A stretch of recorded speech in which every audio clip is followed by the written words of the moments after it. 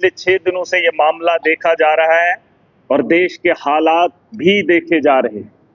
पाकिस्तान 4 आदमियों को भेजता है और अपने इलाके में ये काम करके चला जाता है। और सर सुन लीजिए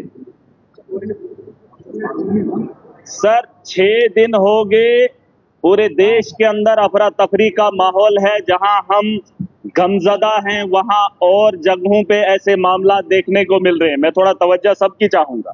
बहुत सारे लोगों ने अच्छी बात रखी, अपनी अपनी बात रखी। सर, टेररिस्ट ने टूरिस्ट को डराया, टेररिज्म ने टूरिज्म को रोका।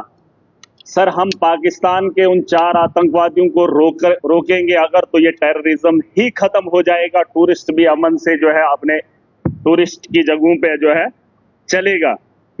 सर, पाकिस्तान की बात मैं करना चाहूंगा। कुछ लोग कहते हैं अपने देश के अंदर भी कि ये मुसलमान आतंकवादी है।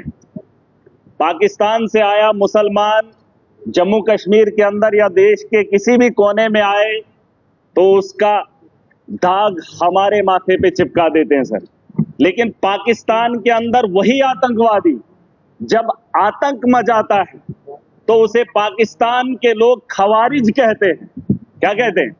खवारिज कहते हैं कि अपने ही पाकिस्तान में, मुल्क के अंदर जब कत्लेआम करता है पाकिस्तान में, तो उसे खवारिज कहते हैं। और जब वही आतंकवादी हमारे देश में आता है तो उसे मुजाहिद कहते हैं सर।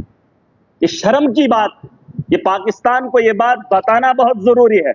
या तो जिन लोगों को आप यहां पे भेज रहे हो वो भी मासूमों का कत्ल कर रहे हैं, और जब आपके मुल्क में वो लोग कत्ल करते हैं तो आप उन्हें खवारिज ना कहिए, आप उन्हें भी वही बात बताइए। बहरहाल सर, गोली का जवाब गोली से नहीं होना चाहिए, क्योंकि सर वो 4 आदमियों को भेजते हैं, हम बोल ही रहे हैं, मजम्मत कर ही रहे हैं, और उससे क्या हो रहा है कि हमारे मुल्क के अंदर अफरा तफरी का माहौल है।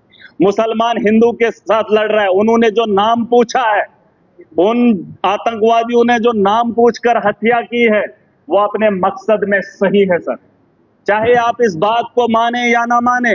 वरना मुझे बताओ, 4 आदमी आने के बाद हिंदुस्तान में अफरा तफरी कैसे फैलती?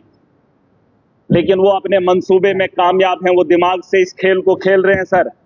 मुसलमान पूछकर हिंदू को मार रहा है। वो चाहता है कि हिंदुस्तान के अंदर हिंदू और मुस्लिम का फसाद हो, ताकि ये जंग खुद आपस में लड़े, वो अपना हाथ ना इस मुल्क के अंदर डाले। उसे यहाँ का अमन और शांति और भाईचारा अच्छा नहीं लगता है। सर, मैं एक चीज बताना चाहूंगा।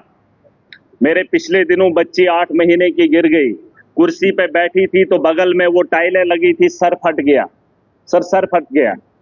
मैंने उसे इलाज के लिए डॉक्टर के पास लिया, लेकिन उसके माथे का दाग अभी भी है।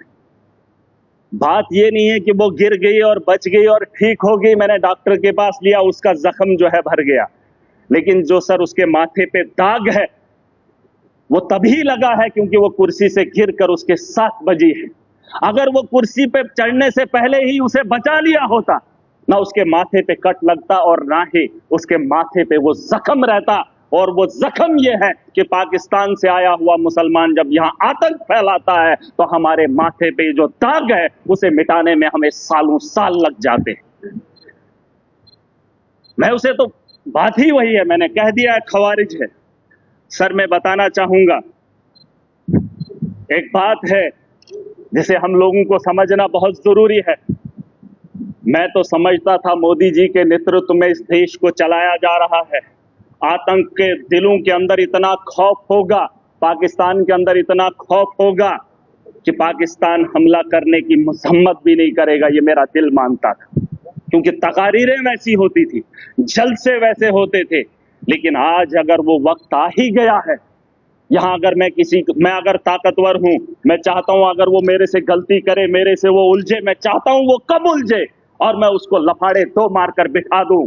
सर, ये मेरा मानना है। अगर मैं ताकत में हूं, मैं चाहता हूं अगला मेरे पे वार करे और मैं उसे ताकत से जवाब दूं। आज नहीं सर, पूरी बात सुन लीजिए। अभी तक घंटी किसी की नहीं बजी, किसी की नहीं बजी। अगर मेरे लिए बजा रहे हो मुझे बताओ, मैं कुछ गलत बोल रहा हूं, मैं सही बोल रहा हूं। मैं कह रहा हूं सर, आज आप यहाँ इजलास बुलाएंगे, बुला लो, मैं भी चला जाऊंगा। मैं आज इसलिए आया हूं, मैं इस जम्मू कश्मीर का नागरिक भी हूं और जिम्मेदार भी हूं, और मेरे नौजवान बच्चे, उमर साहब ने एक टीम बनाई, अलग अलग स्टेट्स के अंदर गए, लेकिन मजबूरी क्या हुई कि मुसलमान को देखकर पीटा जा रहा है। मैं इसलिए यहां पर आया हूं। मैं मुंबई नहीं गया, मैं महाराष्ट्र नहीं गया, मैं गुजरात नहीं गया अपने उन बच्चों को देखने के लिए जो यहां से हमारे बाहर पढ़ने के लिए जा रहे हैं। लेकिन मैं उमर साहब का फिर भी शुक्रिया अदा करना चाहूंगा। लेकिन एक बात बताने आया हूं, मैं चाहता हूं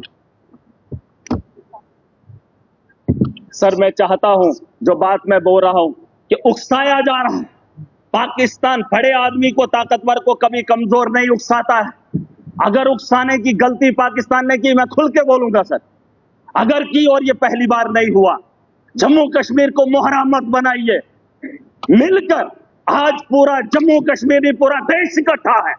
जवाब देने का वक्त आ गया है। ताकत का जवाब ताकत से देंगे, गोली का जवाब गोली से देंगे, तब जाके अमन और शांति की बहाली की उम्मीद कर सकता हूं सर। वरना आज ये हाउस चला, 22 तारीख का वो मातम, आज हम बात करेंगे, महीने के बाद फिर किसी जगह फिर कोई कातिलाना हमला करेगा, फिर हमारे बच्चों को जो है स्कूल जाने से रोका जाएगा, फिर हमारे घरों में बमबारी होगी, फिर मुसलमान को हकारत की निगाह से देखा जाएगा। आज मौका है, आज मौका है, आज पूरा देश इकट्ठा है, मुसलमान साथ है।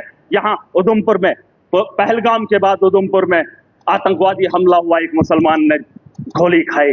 मैं चाहता हूं कि आप यहां पर यह दाग न लगाए, पाकिस्तान को मौका मत दे, मत दे। ये मेरा घर है, मुझे पाकिस्तान के वास्ता नहीं है। अगर देश का हिंदू ये कह रहा है कि मुसलमान आतंकवादी है, तो फिर पूछना चाहता हूं, भारत को छोड़कर अमेरिका लोग क्यों जा रहे हैं, कनाडा क्यों जा रहे हैं, और आपको लगता है महराज पाकिस्तान जाना चाहता है? नहीं, मैं भी दुनिया के उन बेहतरीन ममालिक में जाना चाहता हूं जहां बेहतर जिंदगी मुझे मिले।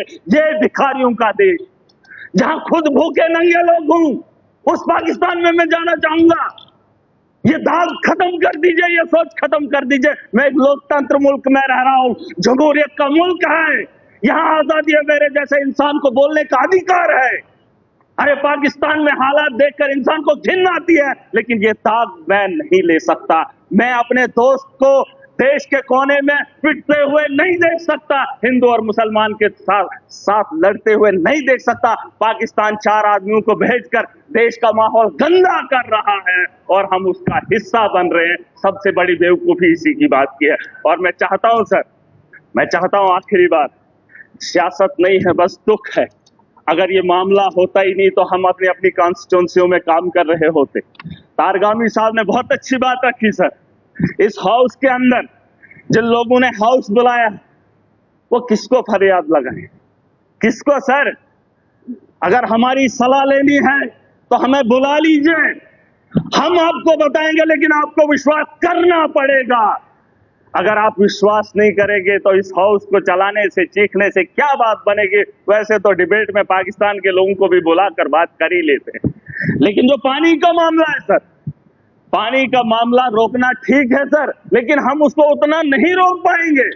4 दिन 1 महीना रोक सकते हैं, लेकिन अगर रुकेगा पानी तो हमारे लोगों को नुकसान होगा, और जब उसे छोड़ेंगे तो सैकड़ों किलोमीटर हमारे देश के लोग उससे नुकसान होंगे पहले, फिर उसके बाद पाकिस्तान को नुकसान होगा। उसके लिए कोई तैयारी करनी पड़ेगी। यह 20 साल का लिए मामला है सर। गोली का जवाब गोली से नहीं, गोली से देना पड़ेगा। अगर पाकिस्तान को रोकना, हम उनसे ज्यादा ताकत रखते हैं।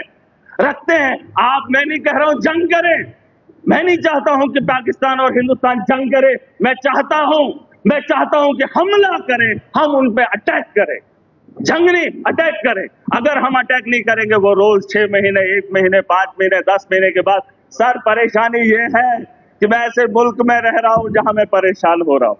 कोई भी परेशानी नहीं चाहता हूं, मैं माजरत खा हूं सर। एक बात, मेरे यहां अगर कोई मर जाए गांव के अंदर, तो मुझे वहां जाना है तो ताजियत में मैंने अपने घर नहीं जाना है, मैंने उस घर में जाना है जहां पे मातम हुआ हो।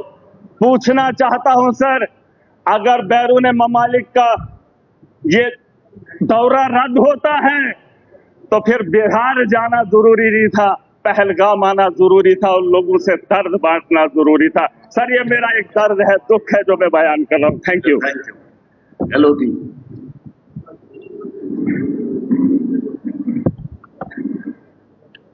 Thank you.